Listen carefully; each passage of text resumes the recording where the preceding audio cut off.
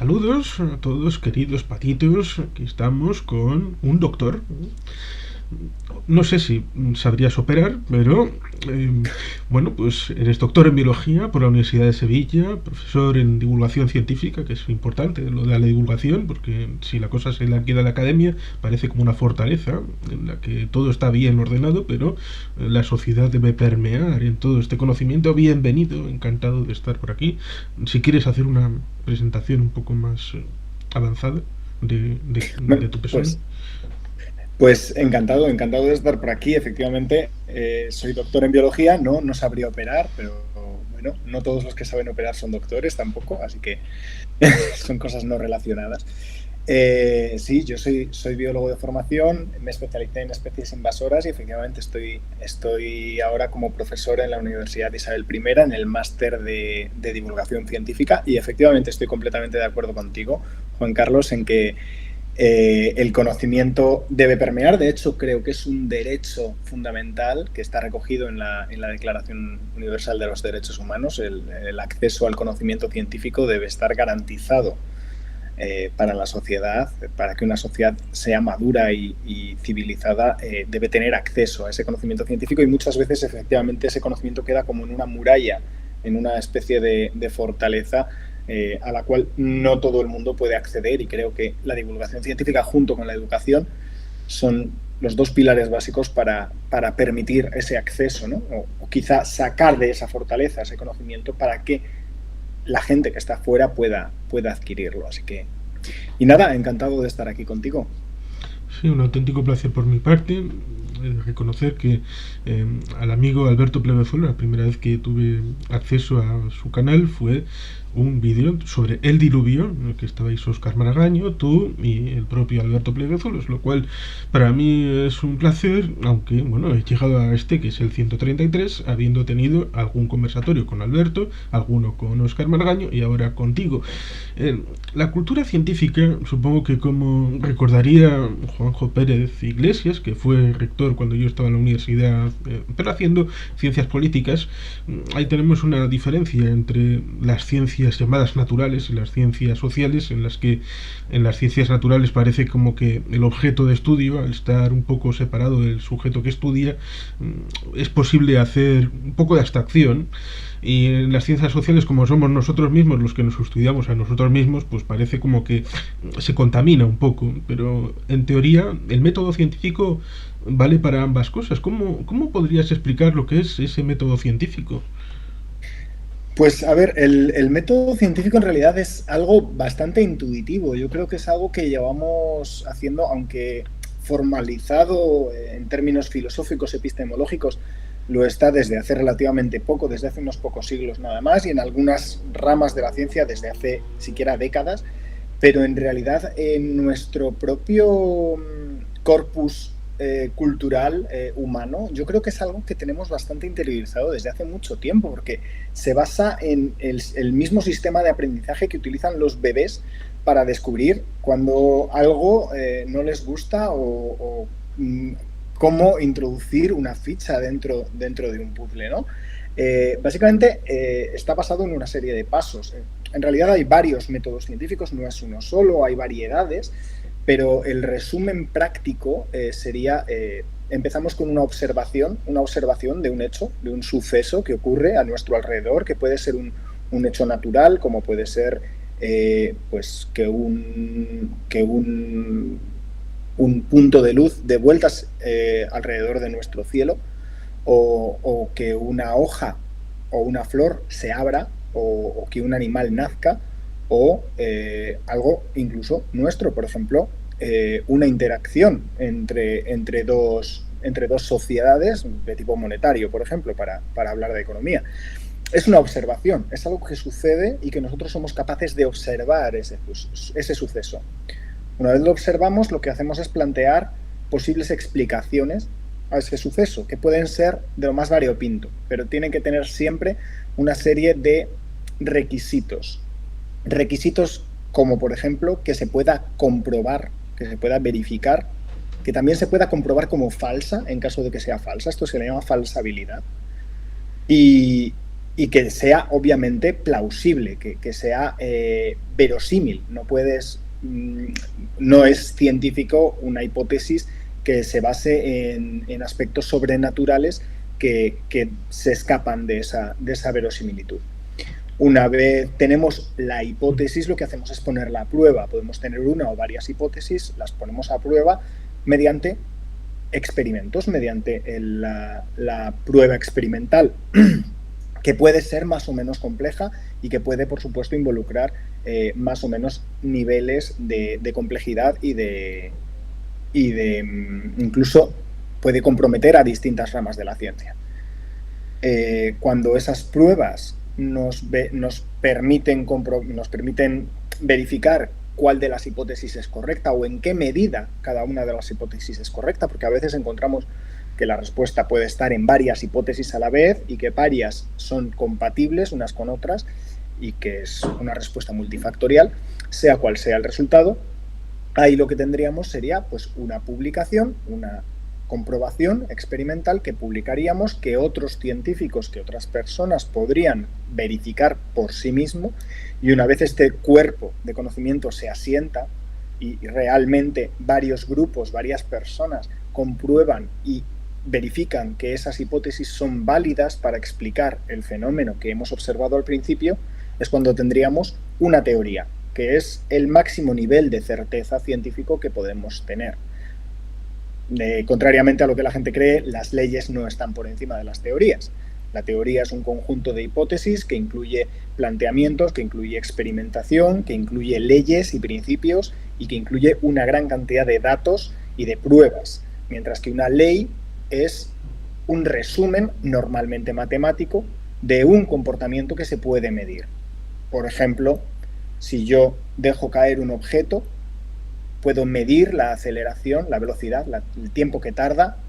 También puedo medir las diferencias de velocidad que hay en cada momento de la caída y que por tanto hay una aceleración, y puedo deducir mediante ecuaciones matemáticas cuál es la relación entre, por ejemplo, la altura a la que cae y la velocidad y la aceleración, y de ahí deducir una ley de la gravedad. Eso sería una ley, una ecuación matemática que nos indica cómo se comporta este fenómeno, pero no nos explica cuál es el fundamento teórico de ese fenómeno. De eso se encarga una teoría, como es la teoría de la relatividad, en la cual está, por supuesto, enmarcada la ley de la gravitación. Y ciertamente ahí tendríamos el choque entre la llamada cultura popular, porque a pesar de que sea el mismo término, no tiene el mismo significante para un ámbito científico que para el pueblo. El pueblo, por ejemplo, piensa, en teoría, si yo tuviera 5.000 euros, pues igual podría coger un avión y marcharme a Shibuya a cruzar el paso aquel tan bonito. Pero en ciencia no es eso. En ciencia, teoría es lo que acabas de exponer, es un ámbito importante de certificación de algo que se ha comprobado. Ciertamente, en el primer término, en aquellos tiempos, las situaciones del viento, se empezó a pensar, bueno, igual hay un dios aquí detrás, se crearon los panteones, pero con el paso del tiempo la situación se racionaliza. Por ejemplo, con el asunto de los barcos que, bueno, Alberto Pleguezuelos lo dice bastante bien, que en primer término los griegos pensaron, bueno, si va para allí, pues igual es un cilindro, pero si va por todos lados exactamente igual, pues el cilindro cuando hace la rotación es una esfera. Con lo cual acabaron llegando a la idea de, bueno, vivimos en una esfera o algo parecido. Claro, eso es experimentación e ir avanzando en el conocimiento mediante lo que uno tiene entre sus manos. No tenían los medios que puede tener ahora una universidad cualquiera. Evidentemente la situación evoluciona. Introduzco ya la palabra porque también servirá para los seres vivos, una evolución. Sí, vamos, por supuesto. A ver, desde el punto de vista, o sea, el término evolución, lo bueno que tiene es que es polisémico, ¿no? Significa muchísimas cosas. Evolución es lo que acabas de explicar, es un avance cultural y por tanto social en el conocimiento o en la capacidad de adquirir ese conocimiento, También evolución es la forma en la que avanza una enfermedad, por ejemplo. Se dice que las enfermedades evolucionan, ¿no? ¿Cuál es la evolución de esta enfermedad? Es un término válido. Y también es evolución el desarrollo desde un embrión hacia un feto, de un feto a un bebé, y de un bebé a una etapa juvenil, infantil, juvenil, adulta y a la senectud. Es también un proceso evolutivo. Y luego, por supuesto, está la llamada evolución biológica de los seres vivos, el cómo las especies van cambiando. Sí, es curioso porque efectivamente, y además hay una cosa curiosa relacionada con esto, y es que las deidades, sea uno o sean varios dioses, que en cada cultura pues tenía sus particularidades, pero de forma general las deidades, a medida que ha avanzado el conocimiento científico, las deidades se han ido retrasando su posición. Al principio las deidades eran causa de todo, ya fuera la mitología egipcia, la griega, la nórdica, la japonesa, las precolombinas o la misma mitología judeocristiana musulmana. Al principio Dios o los dioses lo hacían todo era causa de estos dioses. Poco a poco fueron perdiendo protagonismo, ¿no? Bueno, pues a medida que íbamos aprendiendo cosas, les íbamos quitando esas capacidades creativas, ¿no? a los dioses, y poco a poco se fueron alejando de nosotros. Al principio vivían con nosotros en un panteón o en un monte muy alto al que no podíamos llegar. Llegamos a esos montes altos y ahí no estaban, y se fueron más arriba, se fueron al cielo donde no podíamos llegar. Cuando llegamos al cielo, pues nos dijeron que estaba más allá del cielo, a un lugar donde no podíamos llegar. Ahora mismo los radiotelescopios son capaces de observar más allá, hasta límites que están fuera de nuestra capacidad de computación mental. Lo que llamamos el universo observable, que es absolutamente descomunal, y ahora nos dicen, no, pues que está más allá, está fuera del universo. Bueno, ¿qué significa fuera del universo, ¿no? Si acaso eso tiene significado, o sea, ¿existe un fuera en el universo? ¿O cómo se concibe eso? Y si existiese un fuera del universo y en algún momento del futuro la humanidad fuese capaz de observar aquello, sea lo que sea y sea lo que signifique, probablemente tampoco encuentren ningún dios, y de nuevo pues se irán más atrás y se irán alejando, pues se inventarán nuevas dimensiones o buscarán formas de que esa fantasía comunitaria que son los dioses sigan existiendo más allá de donde nosotros podamos llegar a observar nunca, porque allí donde llegamos a observar resulta que los dioses han desaparecido.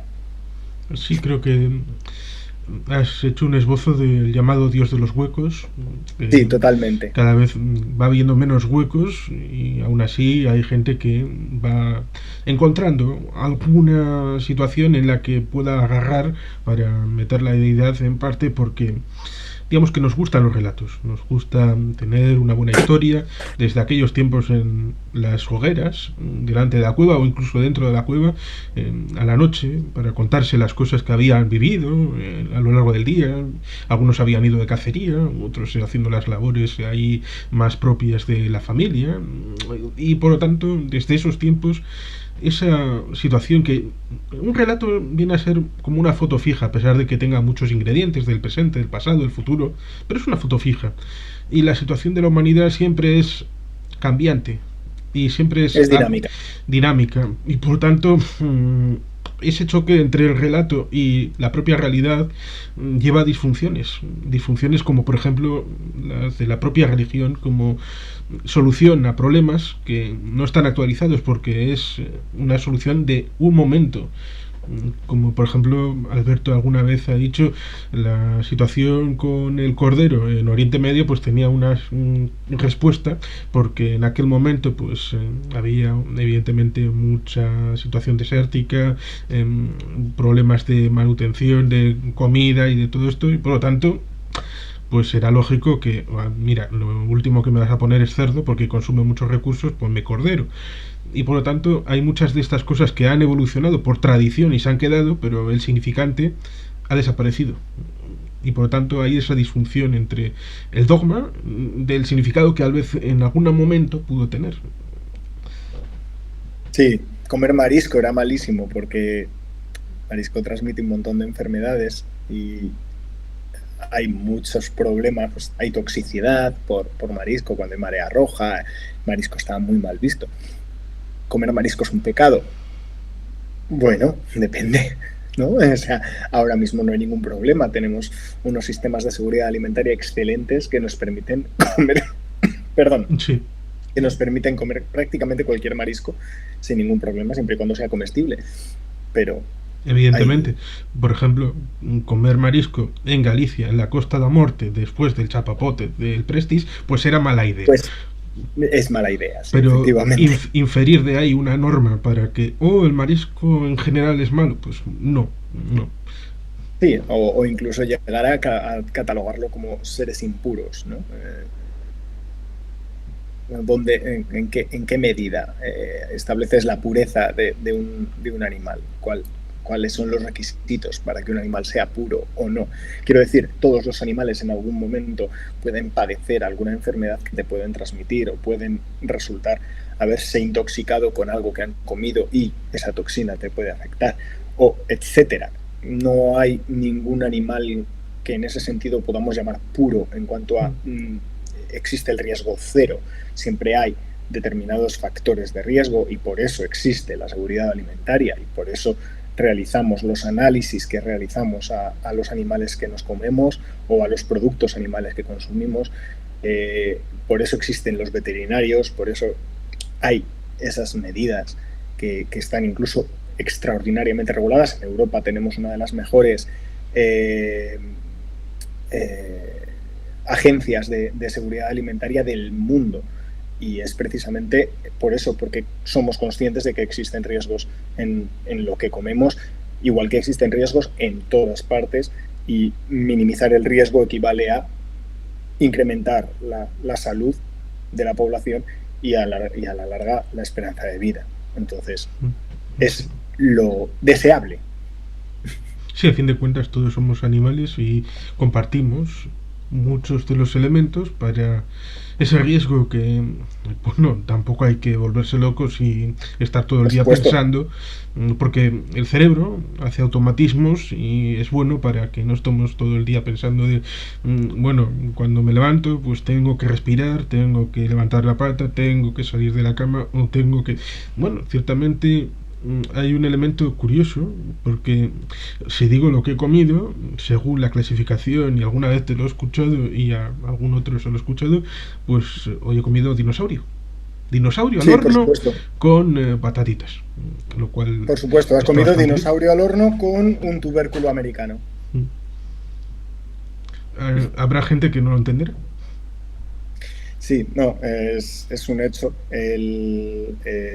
Las aves, como el pollo, supongo que habrás comido Sí, pollo, aunque bueno, podría haber sido pato ha sido o pollo. pavo, pero son, efectivamente, todas las aves son dinosaurios. Y esa es una de las discrepancias, ves, que también encontramos entre el lenguaje común o lenguaje coloquial y la terminología más científica, ¿no? La gente tiene la imagen mental que surge cuando tú dices la palabra dinosaurio es automáticamente pues un Tyrannosaurus Rex o un Triceratops o un Diplodocus o un Stegosaurus o si acaso quizá un Velociraptor generalmente sin plumas. Muy Jurassic Park, ¿vale? Muy Sí, Jurassic Park. Sin embargo, efectivamente, las aves modernas son dinosaurios. No, la frase las aves modernas descienden de los dinosaurios es estrictamente correcta en el mismo sentido en el que es correcto los perros modernos descienden de los mamíferos. Lo que quiero decir con esto, cuando un animal desciende de un grupo, inherentemente pertenece a ese grupo. Es una norma dentro de la biología evolutiva. No dejas de ser mamífero para ser perro, no dejas de ser primate para ser humano, no dejas de ser pez para ser sardina, no dejas de ser dinosaurio para ser ave. es Las aves acumulativo. siguen. Es acumulativo, efectivamente. Tenemos un grupo que emerge de un ancestro común, que es el primer dinosaurio que existe, y todos los descendientes de ese animal son dinosaurios de facto. Ninguno se escapa, ninguno deja de serlo. Y ningún animal que venga de otro lado lo es. En algunas clasificaciones tradicionales, clásicas, por ejemplo, se excluyen algunos grupos respecto a otros. Por ejemplo, en la clasificación clásica tradicional, al grupo de reptiles engloba tortugas, engloba toátaras, lagartos, serpientes y cocodrilos, pero no engloba a las aves. Si nosotros vamos al ancestro común entre tortugas, cocodrilos y lagartos, es un animal y de ese animal aparecen las aves. Entonces, excluir a las aves de ese grupo actualmente en biología evolutiva es incorrecto. No podemos excluir a las aves de ese gran grupo que tradicionalmente se ha llamado reptiles. Para eso se inventó una palabra nueva que es saurópsido. Y del mismo modo no puedes incluir animales de fuera dentro de ese grupo. Por ejemplo, a los famosos reptiles mamiferoides, que son un grupo de animales que se llamaron así tradicionalmente y de los cuales vivieron durante el periodo pérmico, y de ellos emergió una rama que dio lugar a los mamíferos, siguiendo estas normas. Como no descienden del ancestro común de esos reptiles, sino que vienen de otra rama distinta, no podríamos incluir a esos animales dentro del grupo reptiles, dentro de saurópsidos. De hecho, tiene un apartado distinto que se llama sinápsidos, y de los cuales al cual nosotros pertenecemos como mamíferos, somos sinápsidos. Entonces está el famoso dimetrodón, esta especie de animal cuadrúpedo que caminaba con las patas separadas, similar a un cocodrilo, con una gran vela en la espalda, hecha con espinas procedentes de las vértebras, con una cabeza muy robusta y muy alta, ¿no? con dientes afilados. Pues este animal está mucho más cerca de nosotros como mamíferos, en términos evolutivos, que de cualquier otro animal moderno. Es decir, no hay, o sea, los cocodrilos, las aves, los lagartos están más separados que nosotros de este dimetrodón. Entonces, ahí está, esas son las típicas discusiones, ¿no? Dimetrodón no era realmente un reptil, no podemos llamarlo reptil, porque llamar a Dimetrodón reptil es llamarnos reptiles a nosotros. Si nosotros asumimos que no somos reptiles, los Dimetrodón no pueden ser reptiles. Y del mismo modo, las aves necesariamente son dinosaurios, forman parte de un pequeño grupo de dinosaurios llamados maniraptores, que a su vez forman parte de un grupo más grande de dinosaurios que se llaman terópodos, que a su vez forman parte de un grupo aún mayor que se llaman saurisquios. Entonces, forman parte del grupo de los dinosaurios. Hay un bicho que me acuerdo del nombre y que te lo he escuchado alguna que otra vez, que es Paquicetus. Ha sido nombrado alguna que otra vez. Un simpático animal. Paquicetus es un animal realmente fascinante. Cuando lo encontraron no sabían muy bien qué es lo que tenían entre manos, pero al final, cuando estuvieron haciendo las comparaciones del esqueleto, encontraron que tenían ciertas similitudes, solo que muy primitivas, con las ballenas modernas. Paquicetus tenía ciertos rasgos que no se parecían en nada a una ballena moderna, pero tenía ciertas características que después, a medida que se van observando los fósiles posteriores, se ve que van evolucionando, van cambiando hasta llegar a las ballenas modernas. El hocico cada vez es más largo, más plano, las fosas nasales suben hacia la frente, las patas son cada vez más cortas, los huesos se van haciendo más cortos, más robustos, hasta que se forman las aletas, las patas traseras cada vez más cortas hasta que casi desaparecen. Ahora mismo las tienen vestigiales, son internas y lo único que hacen es sujetar el aparato reproductor. La cola cada vez más larga, más musculosa.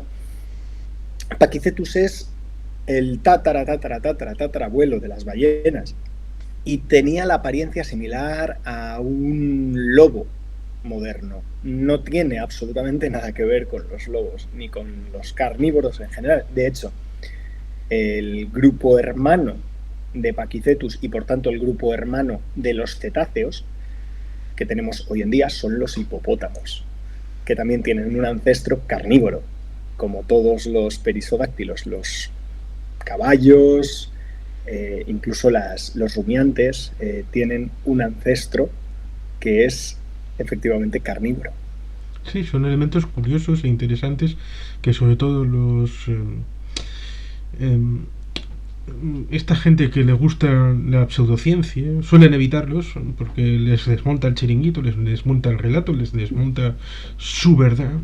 Y también los seres humanos somos peces. Depende de la definición de peces. O los seres humanos somos peces o no existen los peces. Ese es un asunto curioso y también complejo. Tradicionalmente se ha considerado que los peces son un grupo muy heterogéneo de seres vivos que engloba a mixinos, lampreas, que puede que haya gente que no los conozca, tiburones y rayas, que eso seguro que todo el mundo los conoce, y los peces óseos, los peces que tienen un esqueleto hecho de hueso, como por ejemplo la trucha, el salmón, la dorada o el 90% de los peces que nos comemos de la pescadería, quitando pues eso, marrajo, raya y similares. ¿Qué pasa? Que el grupo de los tetrápodos, el grupo de los animales con 4 patas, como pueden ser los reptiles, los mamíferos o los anfibios, surgen en un periodo de la historia de la Tierra llamado Devónico, a raíz de un animal, vamos, su principal exponente es un animal llamado Tiktaalik, es una especie de pez de aletas lobuladas que empezó a salir del agua y caminaba con esas aletas lobuladas. Posteriormente de esas aletas se desarrollaron dedos, como es el caso de Acantostega y Ictiostega y animales similares. El caso es que el ancestro común de todos los tetrápodos actuales está en este linaje de animales que salieron del agua y comenzaron a caminar con sus aletas. Nuestras manos son herencia de esas aletas primigenias de Tiktaalik. Y Tiktaalik era un pez de aletas lobuladas. Si Tiktaalik lo englobamos dentro del grupo peces, necesariamente nosotros tenemos que permanecer en el grupo peces. Si nosotros nos excluimos del grupo peces, el grupo peces queda cojo, queda formado por un grupo tiburones, rayas, peces óseos, pero no tetrápodos. Y por tanto el grupo deja de ser válido, no es válido en términos filogenéticos. Así que o nosotros somos peces o los peces no existen. Sí, ciertamente. Es lo mismo que los peces, con los peces no existen, lo que quiero decir es el grupo llamado peces. Un grupo de animales llamado peces no existe en cuanto a que no es un grupo científicamente válido, ¿vale? Los animales que llamamos peces, por supuesto, existen, pero no forman un grupo definido científicamente válido. De hecho, una trucha está mucho más cerca en términos evolutivos de nosotros que de un tiburón. Era porque son las actividades que pueden ser científicamente válidas, pero lo mismo que en el siglo XIX, no, nosotros descender del mono, imposible, no puede ser. Socialmente no son aceptables por parte de algún grupo y por tanto se niega por simple hecho de no tener capacidad de identificarse con esa clasificación o con ese elemento que la ciencia puede validar, pero que hay gente que lo rechaza.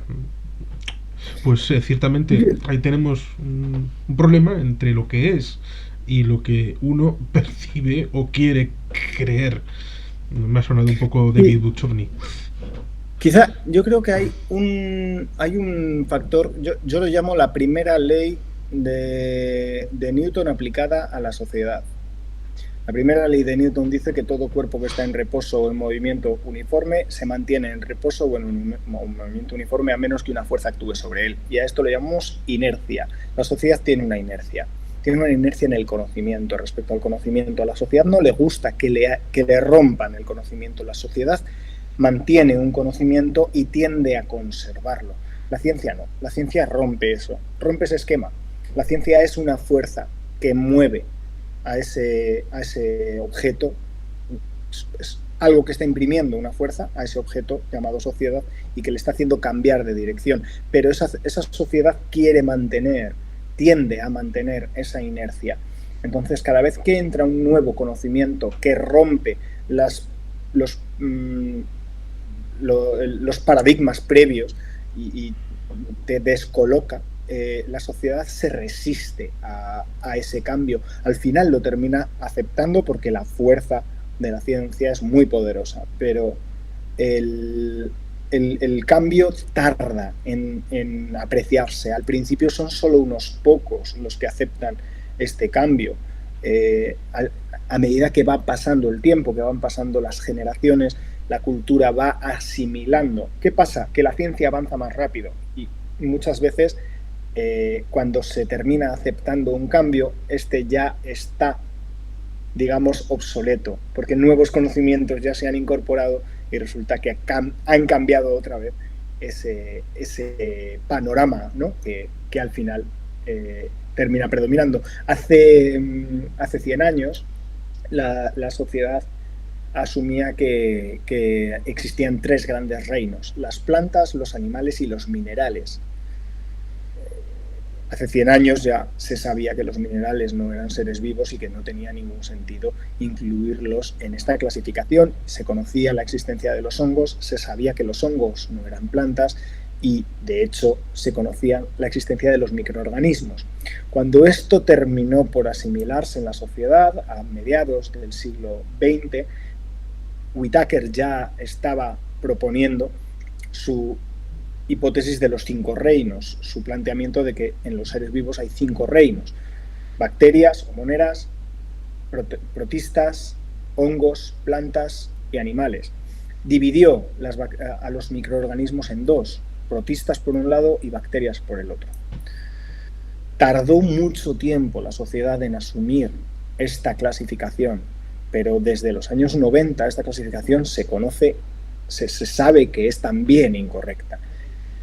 Se consideraron 6 reinos, se incorporó el reino Arquea. Actualmente sabemos que sigue siendo incorrecta y lo que ahora mismo aceptamos es que estos reinos ni siquiera existen.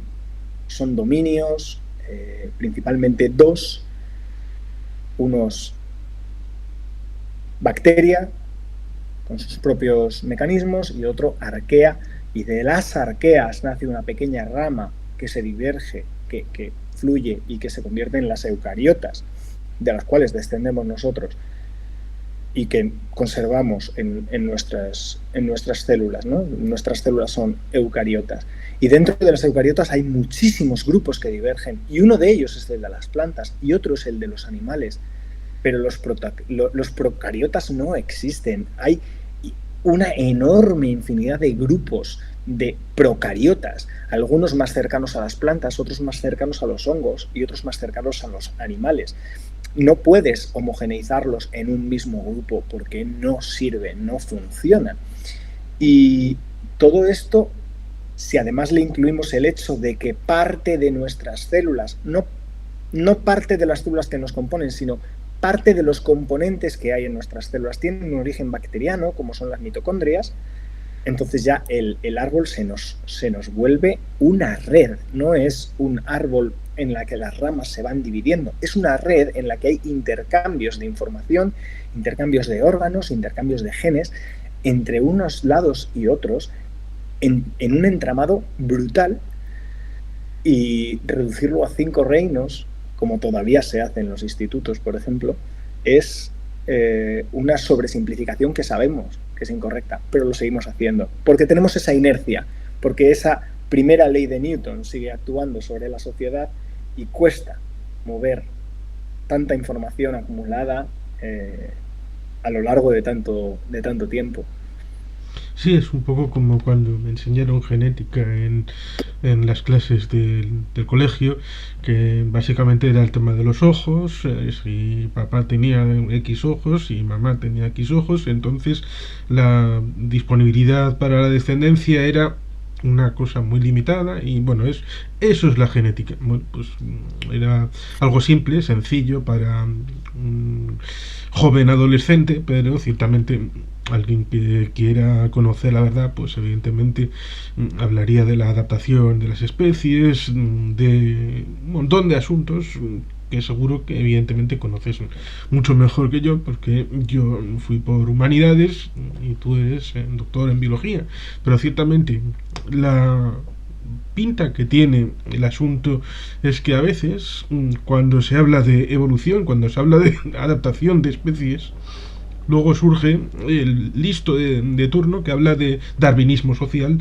porque quiere utilizar una cosa que tiene sentido en ciencia para justificar su neura, su dogma político y hace de su capa un sayo, como diría el castizo. Sí, pero ese también es una maniobra pseudocientífica porque precisamente una cosa que nos ha brindado de algún modo la evolución, si es que si se me permite este acto de personificación, ¿no? de un proceso natural, porque en realidad pues, la evolución no tiene ningún tipo de propósito ni de finalidad, ni por supuesto ningún tipo de intencionalidad. Pero si se me permite hacer este ejercicio por el beneficio explicativo, ¿no? la evolución nos ha dotado de un sistema cultural, a nosotros y a muchas otras especies. Hay muchas especies que tienen sistemas culturales, sistemas sociales, incluso sistemas, lo que llamamos eusociales, la eusocialidad, que nosotros no la podemos ni imaginar en nuestro corpus, en el corpus de nuestra especie, pero, por ejemplo, las abejas o las hormigas o los corales tienen este tipo de eusocialidad, ¿no? Un nivel social extremo, ¿no? Pero al fin y al cabo la sociedad, la forma en la que nosotros nos organizamos y la transmisión de información a través de la cultura es una adaptación evolutiva. Nosotros somos animales sociales porque el ser animales sociales era la mejor forma de sobrevivir en el ambiente en el que nos encontrábamos. Nos ha funcionado muy bien. Cuando imaginemos un experimento mental, tenemos un grupo de humanos primitivos o protohumanos que colaboran unos con otros en beneficio mutuo y tenemos otro grupo que no colaboran, que simplemente coexisten. Cuando unos y otros cazan, los que simplemente coexisten se comerán la comida los cazadores, pero el resto se queda sin comer. Los cazadores se hacen más fuertes, sí, pero los que se quedan sin comer se mueren. Al final, los genes que se transmiten son los genes más fuertes, los genes más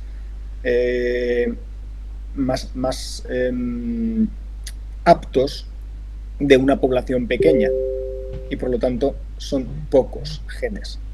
Hay poca variabilidad. Cuando hablamos de un organismo social, aunque la aptitud individual media sea menor, la aptitud del conjunto es mayor. La sociedad puede avanzar, puede perdurar más tiempo que los individuos solitarios y esto nos hace fuertes como especie, nos hace aptos para el ambiente en el que nos aparecimos, para esta África subsahariana en la que nos encontrábamos en la sabana. Otros animales les ha ido muy bien siendo solitarios. Mira el tigre, por ejemplo. El tigre, un animal perfectamente adaptado a su entorno y es un animal solitario. Pero el lobo o el león o el ser humano son animales sociales, son animales que mantienen una manada, que esa manada se mantiene cohesionada, que hay determinados factores que fomentan esa cohesión social y es la manada la que hace fuerte a la especie, la que hace apta a la especie, aunque algunos individuos sean menos aptos. No se busca, por lo tanto, la conservación del gen propio, sino la preservación de la genética de la población, que siempre va a ser más variable que la del uno mismo. Y por lo tanto, al final, termina siendo más apto. Nosotros somos animales sociales porque ser sociales era lo más apto para nosotros, era lo mejor para el ambiente en el que estábamos. Somos animales sociales porque la evolución nos ha hecho animales sociales. Negar esa sociabilidad, negar este valor de la cohesión social y la cohesión cultural y de los aportes culturales, incluso del mestizaje cultural, el meme entendido en sus términos sociológicos, mediante un mal llamado darwinismo social, es pseudocientífico, es negar precisamente un hecho darwinista como es que somos animales sociales, somos animales que velamos por el bienestar de los que nos rodean, por el bienestar de nuestra familia, de nuestra tribu, de nuestra manada, de nuestra sociedad. Sí, tengo entendido un ejemplo sobre este asunto de la adaptación con aquellos conejos negros y blancos que según el contexto puede perdurar una población u otra, depende de si el bosque es color oscuro, pues habrá una circunstancia, pero si se pone a nevar, pues evidentemente las circunstancias cambian y eso redunda en una mayor depredación para un grupo sobre otro. Correcto. Precisamente es una de las bases de la biología de la evolución, y es que el más fuerte, entre comillas, no siempre es el más apto, ¿no? El más apto puede ser el más fuerte, o puede ser el más rápido, o el más pequeño, o el más blanco, o el que tiene las orejas más grandes, o el que tiene el pelo más corto, o el que no tiene ojos. Si yo vivo en el fondo abisal del océano a 3.000 metros bajo el nivel del mar, donde no llega la luz del sol, ¿para qué necesito ojos? No los necesito. Tener ojos es un gasto energético innecesario. El que no tiene ojos va a ser más apto porque no invierte esa energía que yo he invertido en desarrollar ojos, y puede invertirla en otros procesos biológicos que sí sean realmente necesarios en un entorno en el que la energía precisamente no abunda. Sin embargo, por supuesto, tener ojos en un entorno como puede ser un bosque mediterráneo, donde dependes de buscar presas que no te cacen a ti e interactuar activamente con tus congéneres en un entorno en el que existe la luz, tener ojos te da muchísimas ventajas y no tenerlos supone un gran inconveniente. Entonces, las condiciones per se no tienen por qué ser buenas ni malas. Lo que hace que una condición sea apta o no apta es el ambiente. Por eso hay especies que están bien adaptadas y si las circunstancias no cambian, no tiene por qué haber ningún cambio evolutivo, y otras que pueden cambiar bastante porque su entorno puede ser muy variable, pueden haber circunstancias en donde amerite que esa población pues tenga que adaptar a ritmos muy cambiantes en ese entorno. Correcto, tenemos fósiles de cacerolas de las Molucas que pertenecen al periodo Jurásico y apenas han cambiado. Los Triops cancriformis, que es una especie de crustáceo, ha cambiado muy poco en los últimos 250 millones de años. Ginkgo biloba es un árbol que sigue existiendo hoy y era un árbol del que se alimentaban los grandes saurópodos del Jurásico. Son seres vivos que no han cambiado o han cambiado muy poco en los últimos decenas o incluso cientos de millones de años, precisamente porque el ambiente en el que viven era un ambiente muy estable o porque los cambios en el ambiente no afectaban a su propia supervivencia. Ellos seguían sobreviviendo igual de bien y seguían estando igual de bien adaptados, o a lo mejor no estaban igual de bien adaptados, pero ninguna mutación, ningún cambio en su población los hacía mejores. Todos los cambios eran a peor, entonces se mantiene sin cambiar. aunque sea menos apto. Sí, hay un elemento interesante y es lo que decías antes de la transmisión genética y que tiene que ver con la diferencia entre especie y raza, que es un término bastante controvertido, sobre todo cuando lo metes en temas sociales, políticos. Ujú. La diferencia puede tener en parte que ver con esa posibilidad de tener descendencia válida. A ver, la raza, en términos, a ver, de entrada no hay una definición biológica formal para raza, como si lo hay para especie o para subespecie, ¿vale?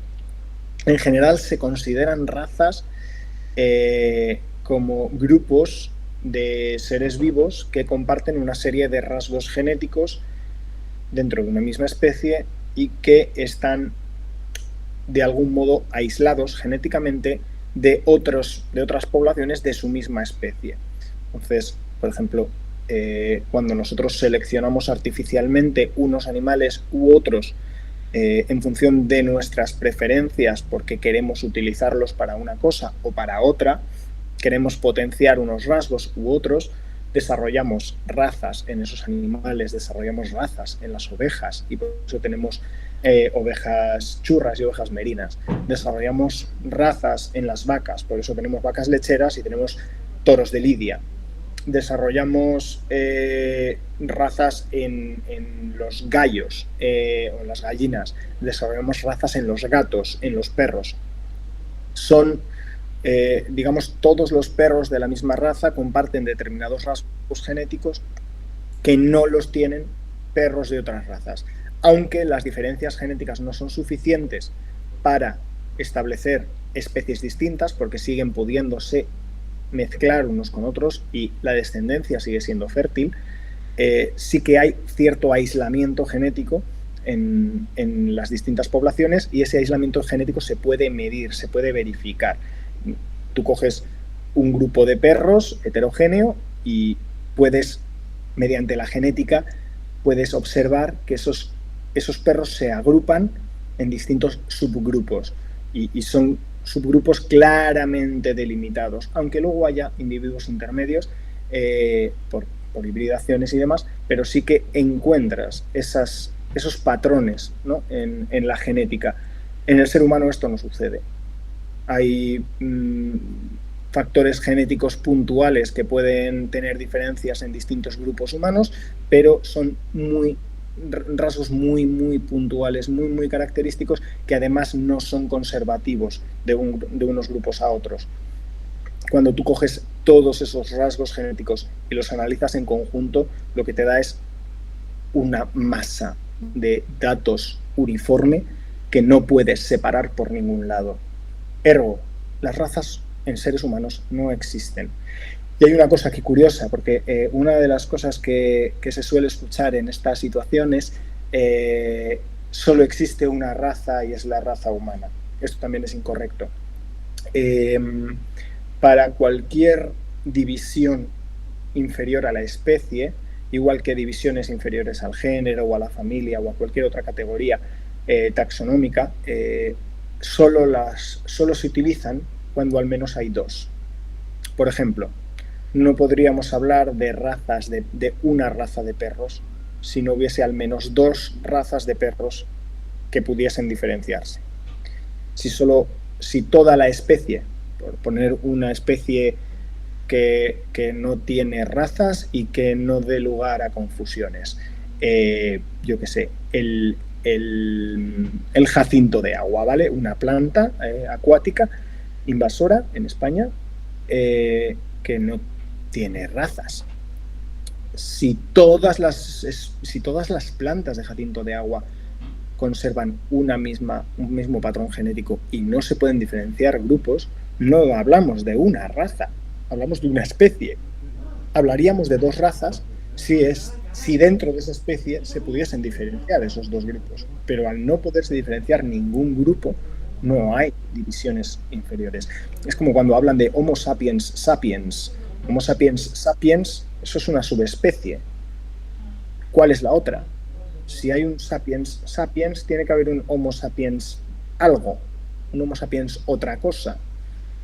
tradicionalmente es considerado al neandertal, pero hoy neandertal es Homo neanderthalensis, no Homo sapiens neanderthalensis. Y de momento ni el hombre de Denisova ni ninguno de estos nuevos que se han ido descubriendo tienen la categoría de subespecie de Homo sapiens. De modo que, ¿cuál es la subespecie alternativa a Homo sapiens? Sapiens necesitamos otra. Si no la tenemos, entonces el segundo sapiens sobra. Es solo Homo sapiens. Sí, supongo que es como si solamente estuviera nuestra galaxia, pues entonces no tendría sentido hablar de soles o de estrellas, porque solamente tendríamos una, la nuestra, y ya está. No habría una alternativa.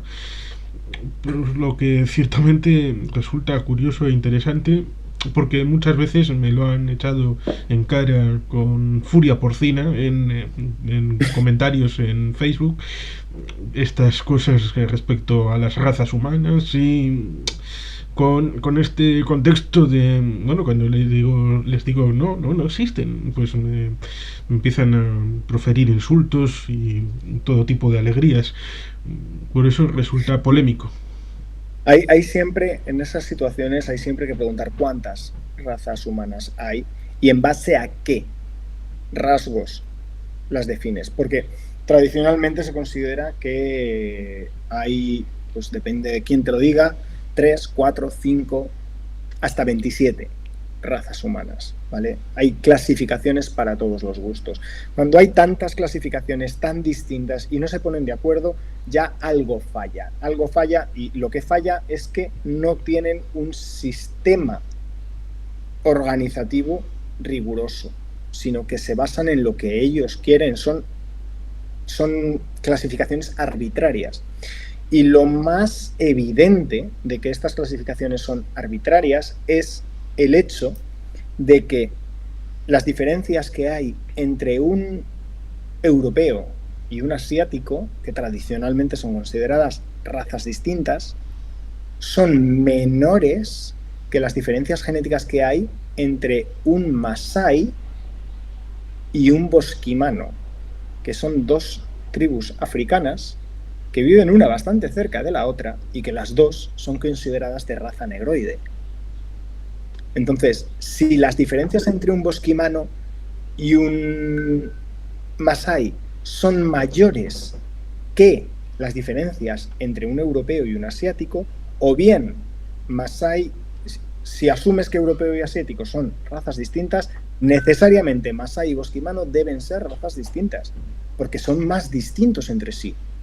Y si asumes que masái y bosquimano son de la misma raza, entonces no existen razas humanas, porque no hay dos seres humanos más distintos genéticamente que un masái y un bosquimano. Sí, sí, entiendo. Y ciertamente creo que es justo decir el hecho de que no ha habido separación tan amplia entre un extremo de un ser humano y otro, para evitar que haya una descendencia útil, es decir, que puedan juntarse y hacer sus cosas, sus necesidades biológicas, Sí. y que haya una descendencia viable en cualquier caso que cojas. mm, No sé si ves mi tatuaje. Parece un fractal. Parece un fractal. Bueno, sí, lo parece. No lo es, pero sí que tiene una semejanza. Es el primer árbol evolutivo que se dibujó nunca, ¿vale? Es la primera filogenia dibujada. La dibujó Charles Darwin en sus manuscritos en el diario del Beagle, cuando estaba al servicio del capitán Fitzroy. Y era como él imaginaba que las especies cambiaban. Desde un ancestro común se iban diferenciando distintas especies y luego se iban ramificando más y más y más especies. Si esto lo llevamos a la humanidad, el bosquimano estaría aquí y aquí estaría el masái. Sí. Si nosotros intentamos trazar una línea para dividir, no hay ninguna línea que permita dividir B y C, digamos asiáticos y europeos, sin dividir D de A, sin dividir bosquimano de masái. Sí, Cualquier línea los divide. que quizá sería necesario una catástrofe global para hacer separación de diferentes grupos Se- humanos y que tuvieran una evolución propia tan distinta, Sería necesaria una gran catástrofe global, o ir a Marte. decenas de miles de años de aislamiento genético, que no haya, ir a Marte, lo mismo, que no haya un intercambio genético entre las distintas poblaciones. Si vamos a Marte, pero sigue habiendo personas que viajan a Marte y que vuelven de Marte a la Tierra, y sigue habiendo un intercambio de genes entre la población marciana y la población terrestre, no va a haber aislamiento porque seguirá habiendo ese flujo genético. Para que haya un aislamiento y se puedan desarrollar subespecies y en última instancia especies distintas, es necesario que haya un aislamiento genético y que las condiciones en las que vive una población sean distintas a las condiciones en las que vive otra.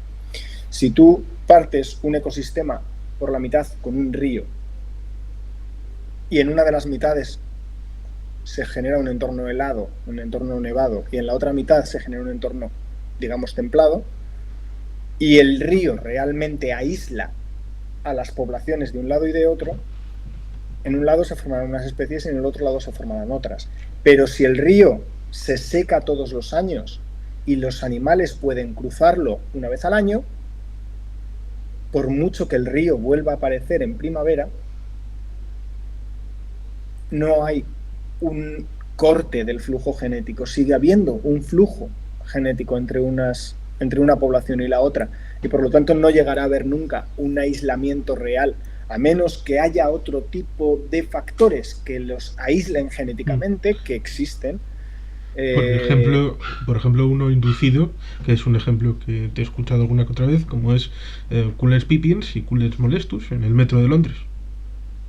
por ejemplo, en ese caso hubo un aislamiento en forma de barrera. El ser humano construyó una cosa que llamamos metro, en el subsuelo de Londres, abrió grandes túneles, luego esos túneles fueron cubiertos y solo quedan pequeñas aberturas que son las que llamamos bocas de metro, por donde entran las personas. Una población de mosquitos, tres en realidad, se quedaron atrapadas en el interior de los túneles del metro, y quedaron separadas de la población exterior.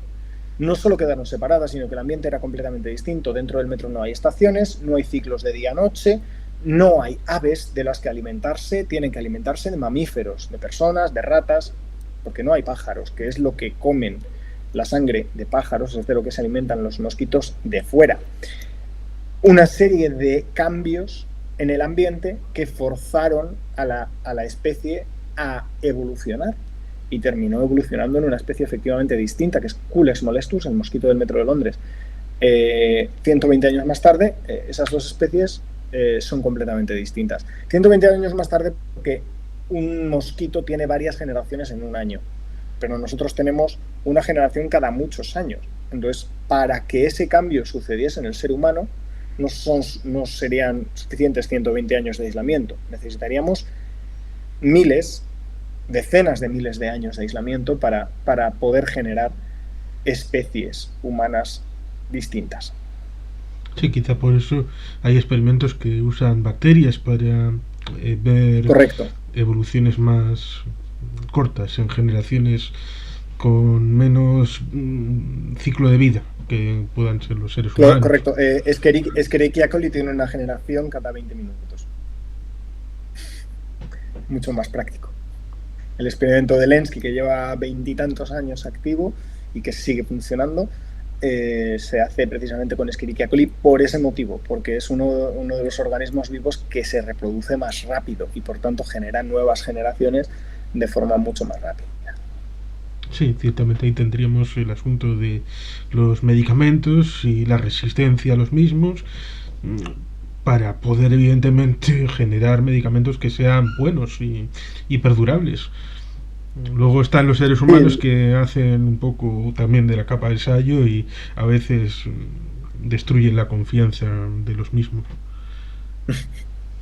sí, de hecho el problema que tenemos con los antibióticos lo hemos generado nosotros, con el abuso de esos productos, Sí, tal cual. hay una tipo de especie como es la especie anillo, que tiene también algo Las que ver. especies anillo son muy interesantes, sí. Una especie anillo es un grupo de poblaciones que, dependiendo de la perspectiva en la que los mires, se pueden considerar una sola especie o dos especies distintas. A mí me gusta mucho explicarlo con un ejemplo real, que es el mosquitero tropiloides, el mosquitero verde del Himalaya. Hay una población original que vive en la India, al norte de la India, justo a las faldas de la cordillera del Himalaya. Es un animal que no puede volar a gran altitud, por lo tanto no puede pasar el Himalaya. El Himalaya es para él una barrera física infranqueable. Sin embargo, sí que puede migrar hacia los lados, hacia este y hacia el oeste. Aparecen nuevas poblaciones de este animal, una más al este, en la zona de China, y otra más al oeste, en la zona de Pakistán.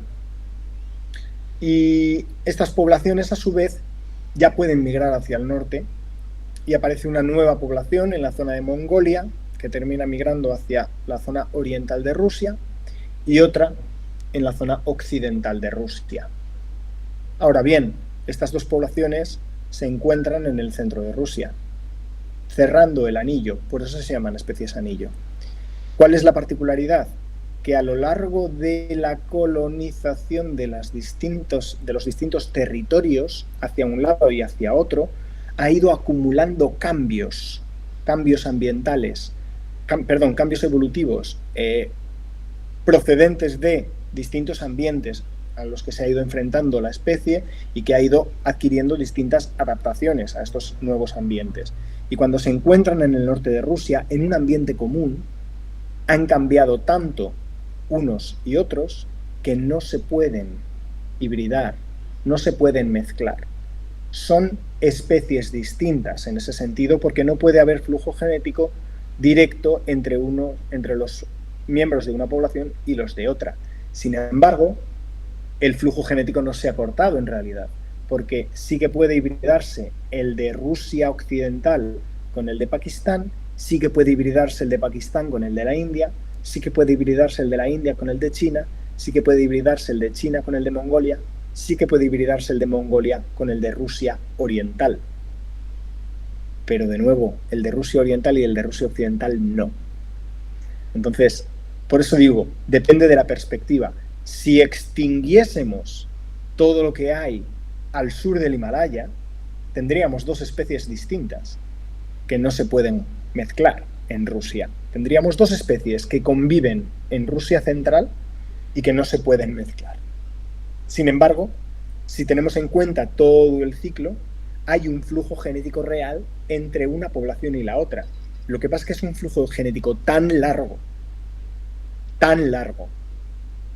que en realidad podríamos poner en duda si realmente llega a producirse o es solo un flujo teórico.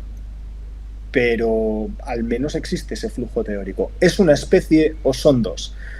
Como entramos dentro de las discusiones sobre la definición de especie, que es al fin y al cabo un invento humano que ha intentado estabular y cuadricular una categoría natural que se sale de todo borde, al final hay ejemplos excepcionales que se nos escapan de la definición de especie y que no nos caben en la definición de especie, y esta es una de ellas. Por eso inventamos nuevos términos como especie anillo. Existen otros como microespecies que se dan en algunas flores o hay algunas cosas muy interesantes por ahí también.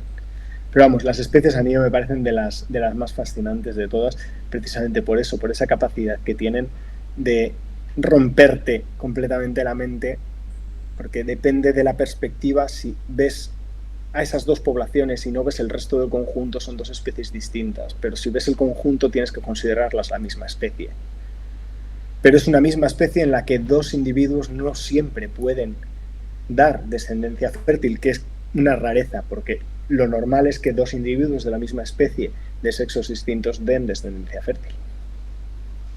Sí, pero como no hay una eliminación plausible de todos los elementos y van a pervivir en esas dos ramas, pues evidentemente va en consonancia, bueno, si fuera necesario, con lo que decía el doctor Grant, en la vida se abre camino, precisamente en Parque Jurásico, que creo que solamente hay una película y ya está, me han dicho que solamente hay una.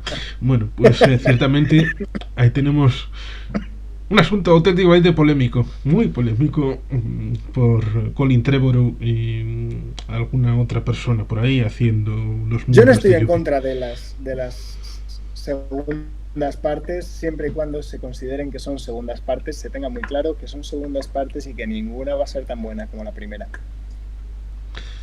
Pues sí, ciertamente. No hay nada como la primera, el resto está muy bien para comer palomitas mientras las ves. Al fin y al cabo, la realidad de las especies viene un poco como en el feedback. Hablábamos del método científico. Hay la base, evidentemente, tiene que ser la realidad. La realidad es la que genera el conocimiento. No puede ser algo en el aire. Y evidentemente, cuando uno llega a ese conocimiento y lo sistematiza, luego puede correr el riesgo esa persona en decir, bueno, ya tenemos la foto fija y esto se aplica como la plantilla sobre cualquier realidad, pero como en las especies anillo, pues puede pasar que no ajusta todo bien el engranaje y hay que hacer el feedback otra vez, a revisarlo y volver a actualizarlo, porque al fin y al cabo es una explicación humana de fenómenos que le Sí, son ajenos, porque no son seres humanos, son elementos de la naturaleza. sí, el problema de la especie, precisamente del concepto de especie, y sucede también con otros muchos conceptos científicos, es esa necesidad de, como he dicho antes, estabular, ¿no? De marcar límites, de marcar unos límites discretos de una variable, cuando la variable real no es discreta, es continua en el espacio o en el tiempo. En el caso de la especie anillo, es una variable continua en el espacio y nosotros la intentamos discretizar y nos sale mal, porque no podemos discretizar una variable continua.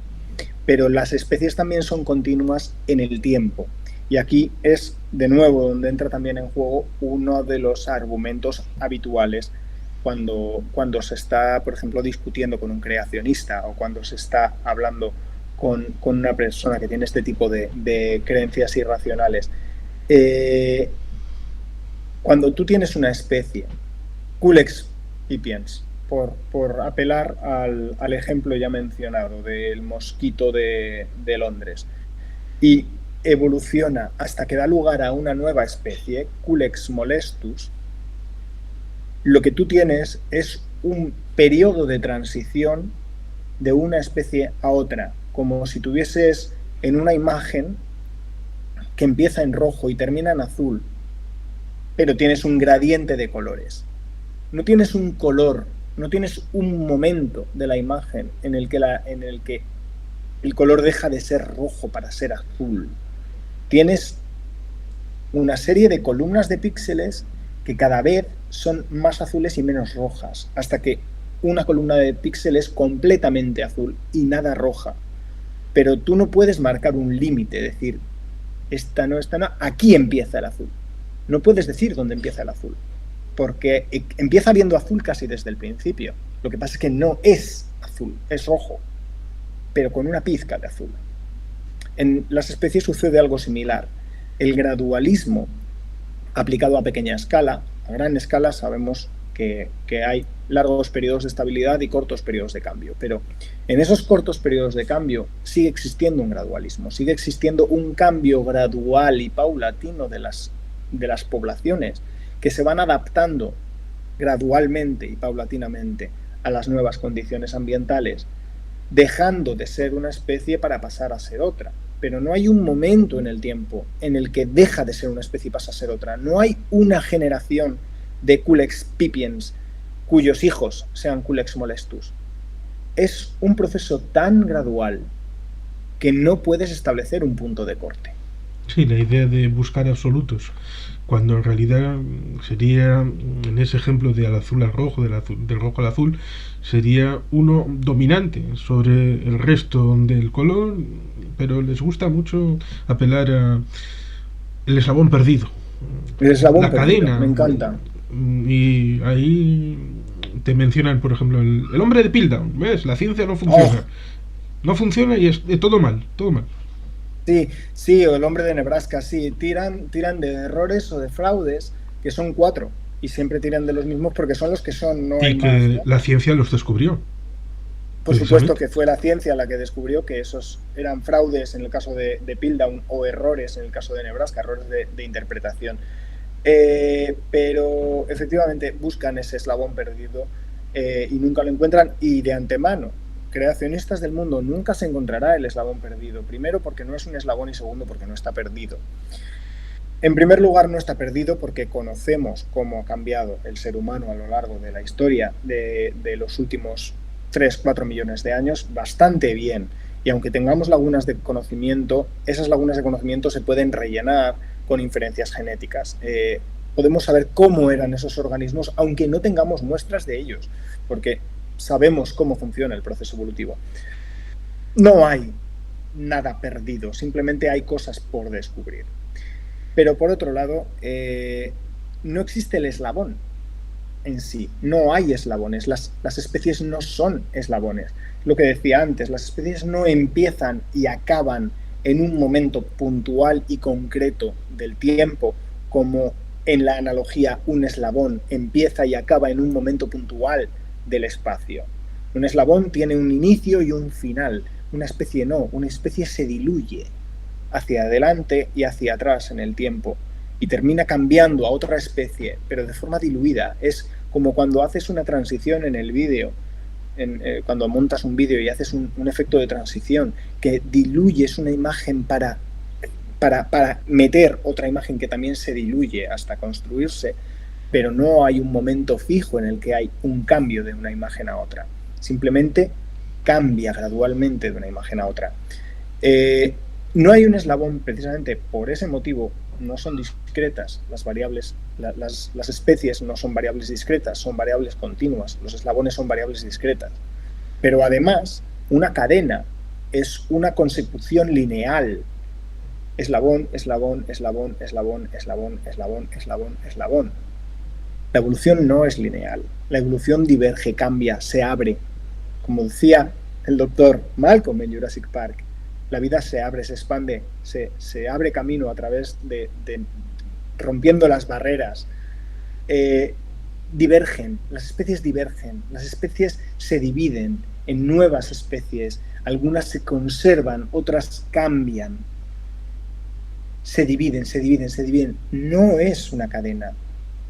La analogía adecuada sería quizá un arbusto que de un mismo tronco comienza a dividirse dos ramas y luego de cada rama dos ramas y luego de ese nudo salen tres y se van dividiendo las ramas, haciendo cada vez ramas más pequeñas. Algunas ramas se mueren, otras ramas siguen creciendo y formando a su vez nuevas divisiones, nuevas ramas.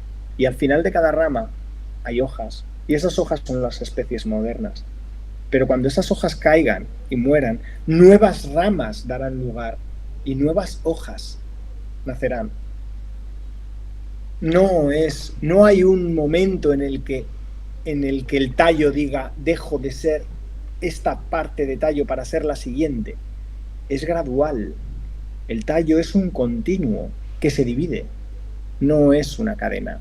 La evolución no es una cadena. Las especies no son eslabones de una cadena. La evolución es un arbusto que crece sin parar. Sí, quizá deben de mirar en otra dirección, porque en la realidad no hay cadenas y no hay direccionalidad y no hay un propósito, pero en el conocimiento sí pueden encontrar esas cadenas porque en las teorías debe haber una explicación que incorpore todo lo anterior de lo mismo como mínimo de explicaciones y no es como dicen, es que Darwin era masón, jesuita, homosexual o de Venus. Da igual quién fuera Darwin para la hipótesis que lanzó, que pudo ser verificada y que pudo ser refutada, no lo fue y fue incorporado hasta, por ejemplo, llegar a el equilibrio puntuado y otras circunstancias que han cambiado el punto de vista ante la teoría de la evolución, y sí ha habido ahí eslabones para el conocimiento actual. Correcto. De hecho, la teoría de Darwin es correcta en su base, en que el principal motor de cambio de las especies, de aparición de nuevas especies, es la selección natural, pero es errónea en su fundamento de variación. Y es que Darwin no conocía cuál era la causa de la variación en las poblaciones. Él sabía que había algo que hacía que las poblaciones cambiaran y que esas variaciones eran seleccionadas por el medio ambiente o, en segunda medida, por los individuos del sexo opuesto o por la mano humana o la mano de otras especies, como es el caso de la selección artificial. Pero no conocía cuál era la variación, la forma en la que esas especies cambiaban.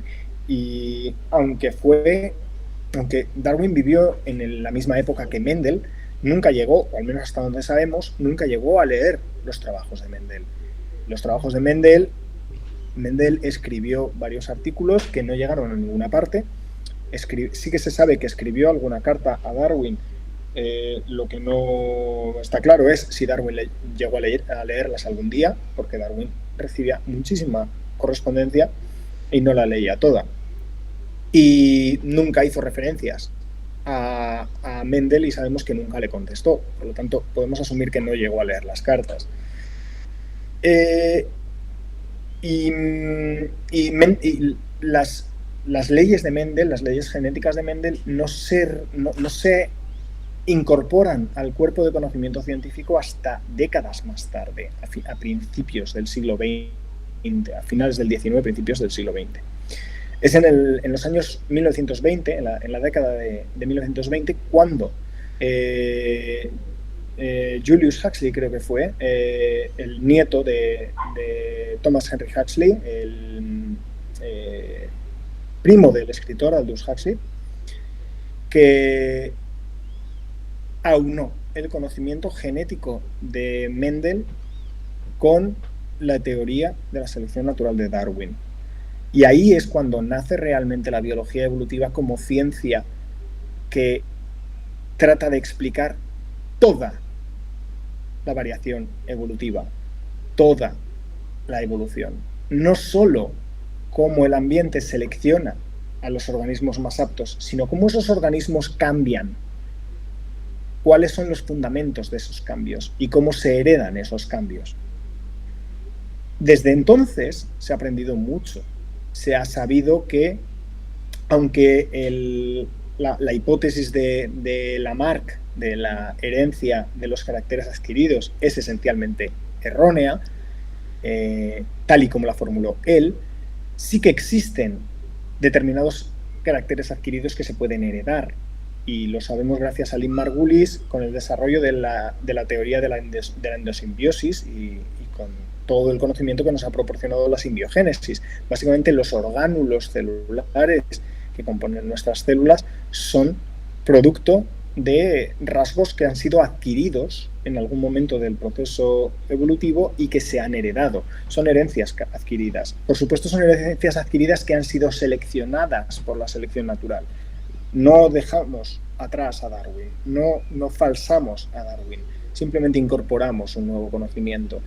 El equilibrio puntuado de Stephen Jay Gould, que has mencionado y que también ha salido previamente en la conversación, al menos de forma velada, dice que las especies tienen largos periodos de conservación, de mantenimiento, de estabilidad, y cortos periodos de cambio, cortos periodos que pueden ser unas cuantas miles de generaciones, ¿de acuerdo?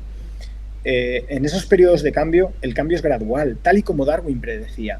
Sin embargo, el cambio no es constante. Existen largos periodos de estabilidad que Darwin no conocía y que ahora conocemos gracias a Gould. Pero la esencia de la idea de Darwin sigue siendo correcta. Hoy conocemos la epigenética, que es ya para romper cerebros, el cómo cambios en el ambiente pueden afectar al cómo se expresan los genes, y esos cambios en el cómo se expresan los genes también son hereditarios. ¿Es lamarquista? No, no es lamarquismo en el sentido en el que Lamarck lo expuso, pero también es una suerte de carácter adquirido que se puede heredar. Son rasgos, por supuesto, se puede heredar siempre sujeto al proceso de la presión selectiva. O sea, no dejamos atrás a Darwin, simplemente ampliamos ese conocimiento, corregimos, mejoramos, ampliamos, perfeccionamos esos conocimientos para ser cada vez más cercanos al proceso real, para que nuestro conocimiento se acerque cada vez más a cómo funciona realmente el proceso, del mismo modo que Aquiles se acerca cada vez más a la tortuga. Sí, y a veces resulta chocante, y hay mucha gente aquí en canales de YouTube que han tenido aproximaciones a la pseudociencia de la siguiente manera. Uy, esta gente que equivocada está, vamos a hacerle pedagogía, a hacer proselitismo de la verdad, y luego al final han acabado pues a gritos, insultos, porque esta gente es refractaria, como el teflón, a cualquier tipo de conocimiento, y usa trincheras previamente abandonadas porque ya no son útiles, como por ejemplo evolución, el tema del lamarquismo, levantando la bandera del lamarquismo como si fuera la última digna defensa, y otra gente, por ejemplo, con los Tierra Pizza, hablando de el momento aquel en que Ptolomeo hizo su dibujo de la cosmología sin querer entender que estaba hablando de esferas, con lo cual evidentemente de plana ni de coña. De hecho, las esferas forman parte del modelo de Ptolomeo de forma básica, es decir, son esferas dentro de esferas con esferas que giran alrededor de esferas, o sea, son todo esferas. Sí, tratar de reivindicar el modelo del geoide como si fuera plano es como hablar de la proyección azimutal equidistante como si fuera el modelo de la Tierra plana. Es algo absurdo, pero hay gente que lo utiliza y no se le cae la cara de vergüenza. Parece que lo tienen de hormigón armado. Sí, hay situaciones que son, de hecho, realmente cómicas en ese sentido. Hay veces que dices, pero a ver, o sea es que no tiene sentido. O sea, es un pensamiento que a mí me llama mucho la atención porque es justo lo opuesto al pensamiento científico, ¿no? A este método científico que hemos descrito al principio de la conversación. Tenemos un método que, a partir de una observación, plantea hipótesis y pone a prueba esas hipótesis para verificar si son ciertas o no. En el otro lado tenemos unas conclusiones que asumimos como ciertas de forma automática, y entonces buscamos formas de hacer experimentos que verifiquen esas conclusiones predefinidas, y si nos las refutan es que el experimento está mal hecho, porque tiene que dar esto. Y eso les ha pasado, por ejemplo, a los terraplanistas, por poner un ejemplo, pero sucede lo mismo con los creacionistas, con los homeópatas, con los augmentos y con cualquier otro tipo de charlatán. El ejemplo del terraplanismo, el mejor ejemplo para esto en términos de tierra plana, yo creo que está en el siglo XIX, precisamente con uno de los padres de la teoría de la evolución, que fue Alfred Russel Wallace, el coautor junto con Darwin de la mencionada teoría, que tuvo problemas porque llegó a recibir amenazas de muerte, porque digamos que aceptó una apuesta de un terraplanista que aseguraba que no había, o sea, que había un experimento que confirmaba que la Tierra era plana, y el experimento se basaba en ir al canal de Bedford, creo que era, canal de Bedford, un canal largo que hay en Reino Unido, mide unos 6 kilómetros y tiene 2 puentes. El caso es que lo que el señor hizo fue pues tender una pequeña balsa en el canal, colocó dos pilares, uno como más o menos a la mitad del canal y el otro en uno de los puentes, y desde el otro puente, desde la balsa a ras del agua, colocó un telescopio en la parte baja y enfocó el primer pilar y el segundo pilar. Entonces observó cómo los dos pilares de misma altura terminaban en el mismo lugar en la observación, y de ahí deducía que el canal era plano. Si el canal era plano, necesariamente la Tierra es plana, porque son 6 kilómetros y la curvatura debería ser visible.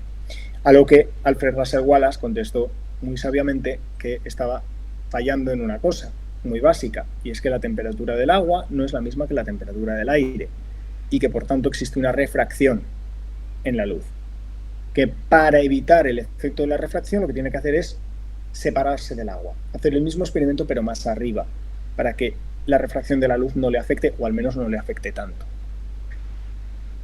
El terraplanista aceptó, digamos, la apuesta, se apostaron 500 libras de la época, que era mucha pasta, y colocó Alfred Russel Wallace dos pilares en el mismo sentido en que lo había hecho el terraplanista, pero de 4 metros de altura sobre el agua. Colocó un pilar en el centro del canal, del agua al extremo del pilar había 4 metros, y otro pilar en el puente, y del agua al extremo del pilar había 4 metros. Se colocó él en el puente, a 4 metros del agua, en el puente contrario, y colocó un telescopio. La lente del telescopio estaba a 4 metros del agua, y cuando observó los dos pilares, resulta que el pilar central estaba más arriba. Él había hecho marcas en los pilares para poder comprobar la altura relativa, y comprobó que la altura relativa coincidía con el diámetro de la Tierra, calculado por Eratóstenes 2000 años antes. Conclusión: el río, el canal, estaba curvado, y si el canal se curvaba, la Tierra es curva. Sí, ciertamente. No ha habido La ninguna... conclusión del terraplanista es que Sí, Alfred que... Russel Wallace había hecho mal el experimento.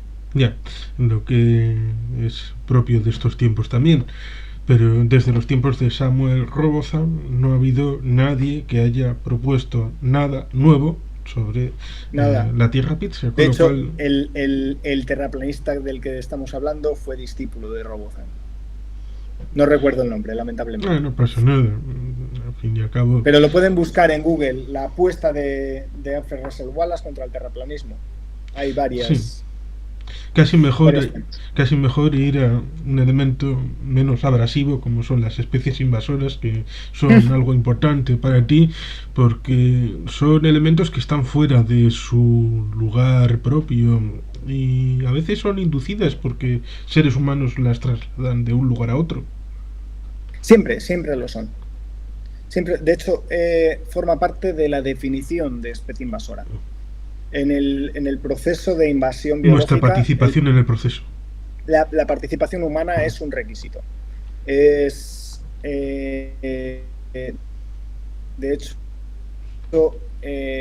esto se ha tomado en alguna ocasión como una... O sea, se ha utilizado este argumento como una crítica al estudio de las especies invasoras, porque se dice que es, pues, al ser un evento centrado en movimientos antrópicos, pues carece de sentido, que al fin y al cabo el ser humano es un factor más de la naturaleza, y que la especie podría haberse movido igualmente de otra manera. Cuando estudiamos las especies invasoras vemos que no es cierto, que el ser humano no funciona como una fuerza de la naturaleza, que funciona de otra manera. Igual que no funciona como una fuerza natural cuando cambia el clima. El cambio que estamos sufriendo en el clima tiene una magnitud y una velocidad que no se ha visto nunca antes, y es a causa del ser humano. El cambio que provocan las especies invasoras, el traslado de especies de un lugar a otro, es en velocidad y en magnitud mucho más elevado del cambio que podrían producirse estas especies de forma natural. No hay especies que no son capaces No, ninguna especie es en principio capaz de mover decenas de miles de ejemplares de América a Europa en días. No es posible. No es, simplemente es inviable. Sin embargo, nosotros lo hemos hecho y lo llevamos haciendo bastante tiempo. Entonces, las especies invasoras básicamente son, para que una especie sea invasora, atraviesa 5 fases, ¿vale? La primera fase es esa, es la del transporte. Transporte mediado por la mano humana en un nivel de velocidad y de magnitud que no podría suceder de forma natural. Nosotros actuamos como puentes entre dos ecosistemas que permitimos el paso de especies, que puede ser un paso deliberado porque nosotros lo trasladamos a otro lugar, o accidental, simplemente se cuela junto con otras formas de transporte, junto con otras especies que estemos transportando, o barro en las botas que lleva semillas, plantas de bambú que el agua lleva huevos de mosquito, etcétera. El transporte es el primer paso, pero una vez, cuando llega una especie nueva a un nuevo lugar, puede no suceder nada. La siguiente fase es la introducción. La especie llega al medio natural. Sale de las jaulas, sale de los tiestos, sale de las botas, del barro de las botas, del lastre del barco, de donde esté acumulada, y entra en el medio natural. A eso le llamamos introducción. Cuando una especie es transportada e introducida, decimos que es introducida, ¿vale? La llamamos especies introducidas. Pero una especie puede introducirse y morir en el siguiente invierno. Puede que no suceda nada. Si yo introduzco un koala en medio del Océano Pacífico, lo más probable es que se muera ahogado al cabo de muy poco tiempo. La siguiente fase es la supervivencia. La especie no solo ha sido introducida, sino que además sobrevive en el nuevo entorno. Aquí ya empezamos a tener algún problema, pero que sobreviva no significa que sea peligroso. Puedo transportar un animal o una planta de un lugar a otro que sobreviva en ese nuevo entorno, pero que no pueda reproducirse. Entonces, pues el animal hará su vida, morirá y se acabó el problema. La reproducción es la cuarta fase de la invasión. Cuando una especie es capaz no solo de sobrevivir en un entorno, sino además de reproducirse, puede llegar a formar una población estable. A esto se le llama naturalización. Y aquí ya estamos hablando de un problema más serio. Pero bueno, una especie puede naturalizarse en un entorno y mantenerse ahí. No causar ningún problema. Puede encontrar un nicho ecológico, asentarse en ese nicho y quedarse como está. El problema está en la quinta fase, que es la que ya llamamos fase de invasión, que es cuando el ser vivo es capaz de colonizar nuevos entornos desde allí donde ha sido introducido, sobrevive y se reproduce. En esos nuevos entornos puede también naturalizarse y utilizarlos como nuevas vías de dispersión a nuevos entornos, etc. En ese caso es cuando estamos hablando de una especie invasora. Son invasoras el eucalipto en España, es invasora la cotorra de Kramer, la cotorra argentina, el mosquito tigre, el jacinto de agua. Países como Colombia es invasor el hipopótamo. Tenemos una gran cantidad de especies invasoras y tal es el problema que causan las especies invasoras que, según uno de los autores más importantes de este campo de estudio de la ecología, Blackburn, están considerados actualmente como la primera causa antropogénica de pérdida de biodiversidad. Ojo, la primera, por encima del cambio climático, que era el que tradicionalmente se consideraba como mayor causa antropogénica de pérdida de biodiversidad. Hay más especies que mueren por causa de las especies invasoras que especies que mueren por causa del cambio climático.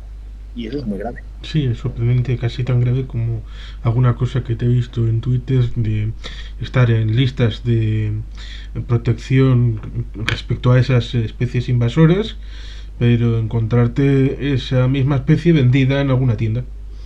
Sí, eso es muy habitual. Eso es muy habitual.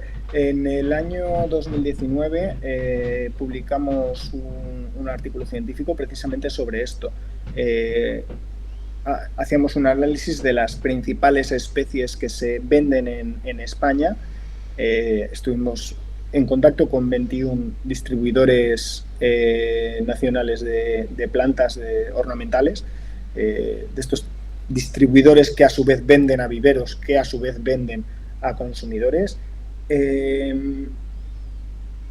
Y bueno, no fue sorprendente encontrar que había 22 especies invasoras en el comercio nacional, pero que no están reguladas por la normativa española, porque esto es un punto importante. Hay mucha gente que asume automáticamente que una especie es invasora cuando está regulada, pero son dos aspectos distintos. El ser invasora es un criterio ecológico, es un criterio científico. No es normativo. No es normativo. O sea, una especie puede ser invasora y no está regulada. Estar regulado es un aspecto social, es un aspecto legal. Una especie está regulada porque es invasora, pero no toda especie invasora tiene por qué estar regulada. Por ejemplo, el eucalipto es una especie invasora, pero no está regulada por la legislación europea ni española. Por ejemplo, la acacia, la robinia, la falsa acacia, es una especie invasora y no está regulada por la legislación española. Encontramos 22 en esta condición, que no nos sorprendió porque si no están reguladas no hay nada que impida su venta. Pero sí que nos sorprendió encontrar que había 8 especies que sí están reguladas, que están prohibidas como especies invasoras, que son, por ejemplo, la hierba de la pampa o el rabo de gato o el ailanto, el árbol del cielo, que se están vendiendo en los viveros, o al menos se estaban vendiendo en el año 2019 cuando publicamos el artículo. Se están vendiendo en los viveros y son especies invasoras reguladas y prohibidas. Y eso es muy grave, porque significa que no se está cumpliendo la normativa. Sí. En publicaciones posteriores vimos que también había especies reguladas en los parques y jardines, cuando la propia normativa, que data del año 2013, que tiene ya 10 años, dice que aquellas especies de plantas invasoras que están presentes en parques y jardines públicos son las autoridades competentes de esos parques y jardines, pues normalmente las consejerías de medio ambiente de los distintos municipios, las responsables de la retirada paulatina de estas especies y su sustitución por especies no invasoras. Sin embargo, seguimos encontrando ailantos y seguimos encontrando hierbas de la pampa en los parques y en los jardines, y no solo los encontramos, sino que es que además se invierte dinero en mantenerlos. Entonces, es como... Sí, es casi como regular la situación de los estupefacientes, encontrártelos en supermercados. Sería algo increíble. Sí. Sería exactamente, sí. Ese sería más o menos el o que puedas comprar un antibiótico en un todo a 100.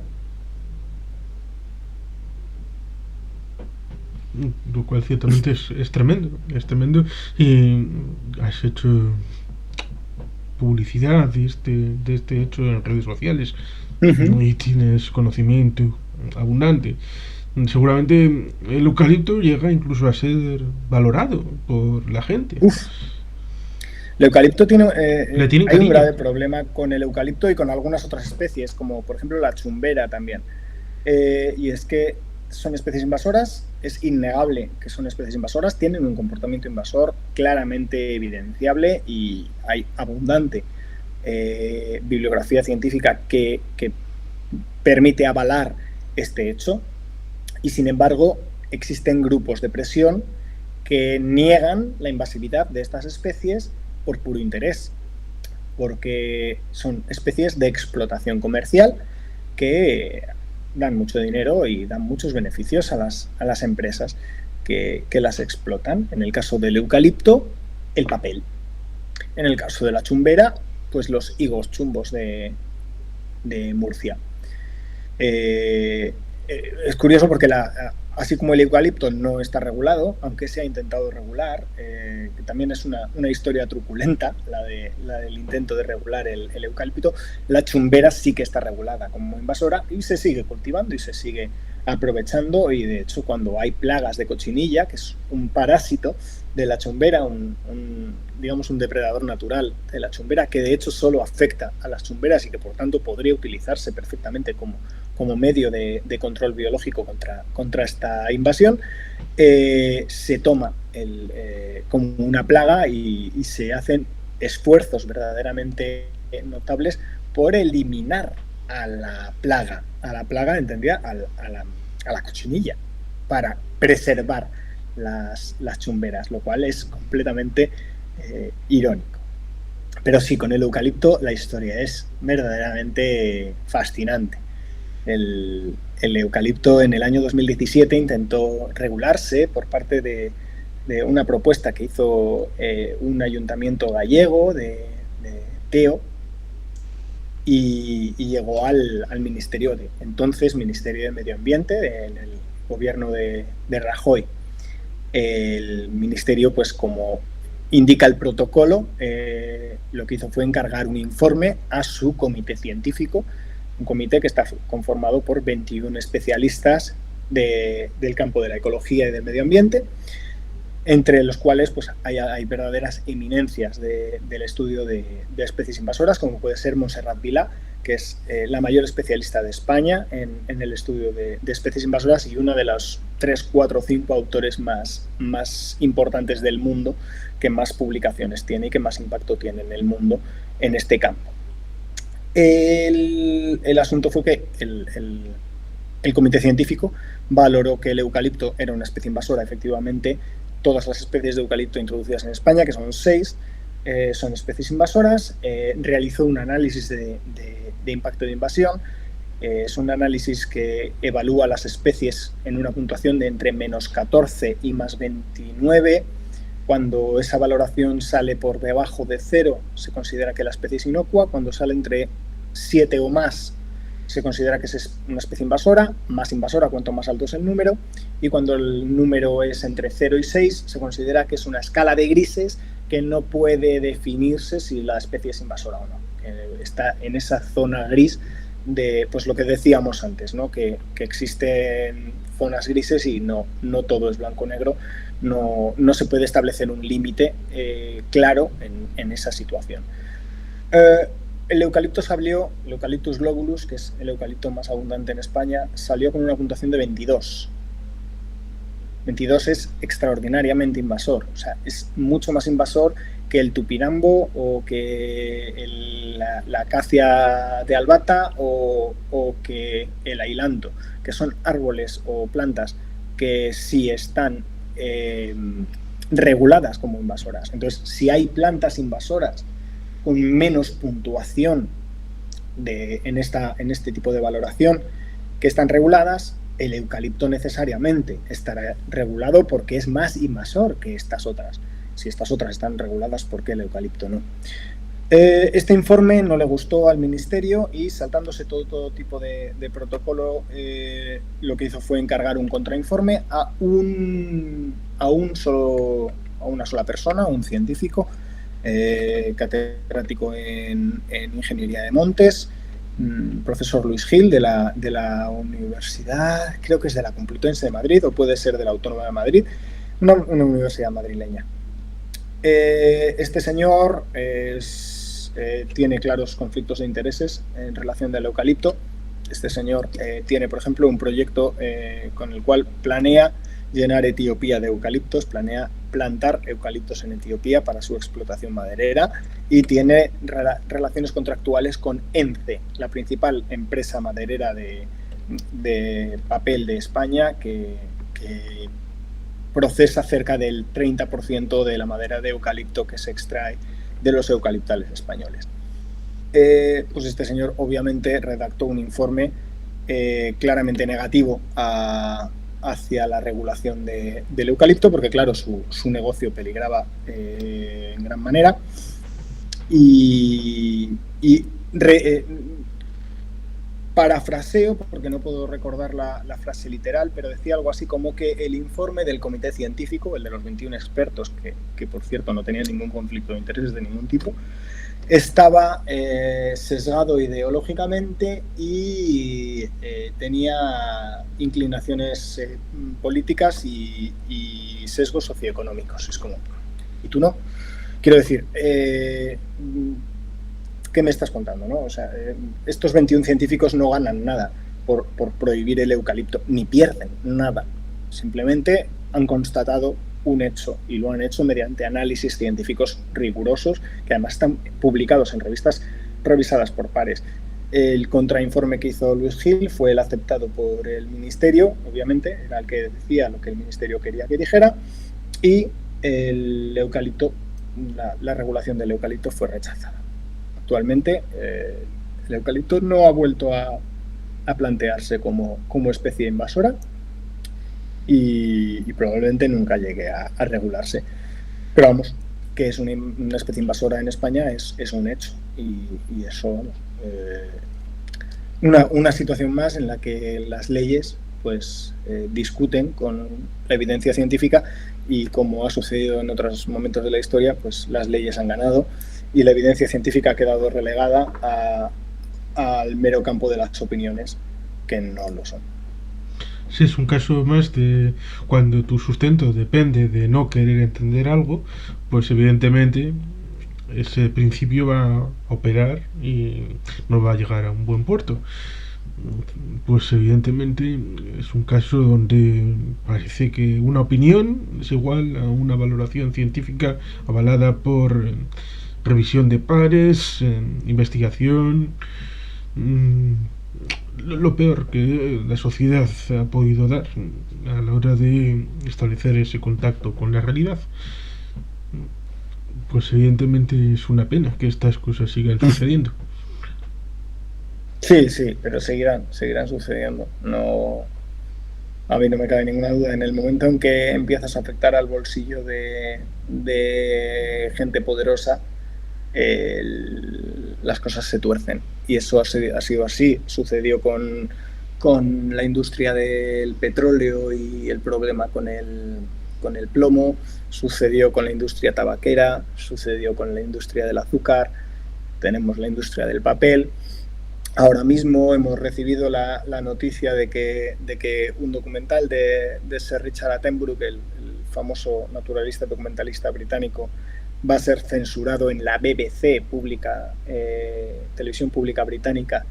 Al menos uno de sus capítulos va a ser censurado porque expone una serie de problemas que a la derecha de los gobernantes británicos, que son los que están precisamente en el gobierno ahora mismo, pues no les gusta que la gente lo escuche porque porque pone de manifiesto una serie de hechos que son contrarios a la ideología de esta gente. Entonces, pues ¿para qué tratar de discutir unos hechos científicos intentando aportar pruebas de lo contrario que no tienen? Censuramos y a otra cosa mariposa. Es así, funciona así. Sí, es algo que debería de entrar en la cabeza de esta gente. Primero, que la BBC es algo bastante más que un gobierno o que un momento histórico, tiene una trayectoria que debe de respetar. Y segundo, que la gente apenas ya no ve la televisión.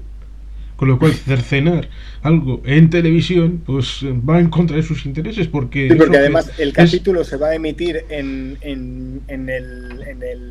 la plataforma de streaming de la cadena y por tanto los británicos lo van a poder ver igualmente. Y si no, se va a poder hablar de ese concepto, si es que es censurado, en plataformas, ya sea YouTube, ya sea Twitch, ya sea en comentarios en Facebook, en Twitter, en un montón de redes sociales o incluso en Instagram o TikTok, a pesar de que esté vinculada a servicios de inteligencia de cierto país. Con lo cual, ciertamente, es una mentalidad obsoleta. Sí. Vamos, yo no creo que consigan nada o al menos nada de su verdadero interés censurando en ese programa, porque yo creo, de hecho, no me sorprendería que se desarrollase un efecto Streisand y que no miréis este programa, no miréis este programa. Al final, pues cuando se emita, probablemente de los 6 capítulos, a mí no me extrañaría que el capítulo censurado sea el más visto. No me extrañaría lo más mínimo. Bien, Pero pues bueno, creo que podemos ir dando un cierto cierre a este conversatorio, que evidentemente se puede cerrar con la recomendación de que la gente investigue cada cual sus intereses, los cultive, los haga aflorar, los haga crecer, porque el conocimiento se genera profundizando en él. estoy de acuerdo, me parece que es una muy buena conclusión. También querría terminar diciendo algo que digo con relativa, digamos, frecuencia, ¿no? Y es que yo he dicho muchas cosas en este vídeo, en este conversatorio. Hemos hablado de muchas cosas, pero por favor no os las creáis. Yo quiero que no os lo creáis. Quiero que lo pongáis en duda y que lo verifiquéis. Que vayáis a las fuentes y que verifiquéis que lo que he dicho sea cierto. Y si hay algo que he dicho que no sea cierto, decídmelo. Porque a lo Sí, mejor habéis descubierto algo que yo no sepa y me gustaría corregir mis propios errores. Entonces, no os creáis nada de lo que os he dicho, comprobadlo. sí, para eso están los comentarios, también buscarte en redes sociales, estás en alguna de ellas, por ejemplo, estás en Twitter activo, con lo cual es Ahora fácil. mismo en Twitter ya no. Bueno, Desde, desde que Twitter es la casa de Elon Musk, he dejado de estar activo en Twitter. mm, Pero podéis encontrarme en Mastodon y podéis también encontrarme en mi página web, alvarobayón.com, y a partir de ahí hay formularios de contacto. Y vamos, en Mastodon, Baringüeyon, estoy disponible. Si me seguís en Twitter, encontraréis el perfil de Mastodon con facilidad, porque desde Twitter lo tengo enlazado. bien, pues muy agradecido de haber podido llegar hasta aquí y quizá como has entrado ahí en la trampa, quizá podamos tener un conversatorio de Parque Jurásico en algún momento. Oh, me encantaría, me encantaría. Nos lo apuntamos. Bien, pues Fantástico. a los que hayan llegado hasta aquí, pues muchas gracias y Muchas gracias a ti por invitarme a tu espacio. Estoy encantado de estar aquí y encantado de volver.